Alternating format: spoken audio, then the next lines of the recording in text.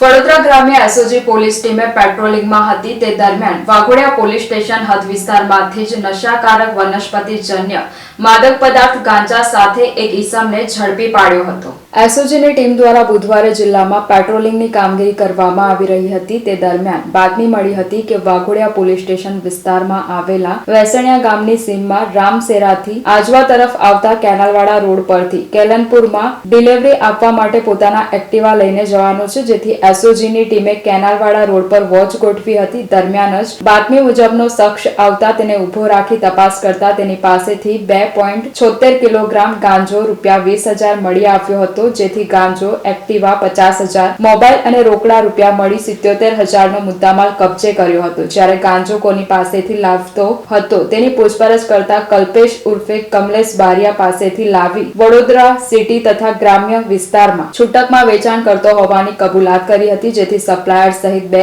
જણાને વોન્ટેડ જાહેર કર્યા હતા। આરોપીને આગળની કાર્યવાહી માટે જરોદ પોલીસને સોંપતા પોલીસે આરોપીને કોર્ટમાં રજૂ કરીને 5 દિવસના રિમાન્ડની વધુ પૂછપરછ માટે માંગણી કરી છે।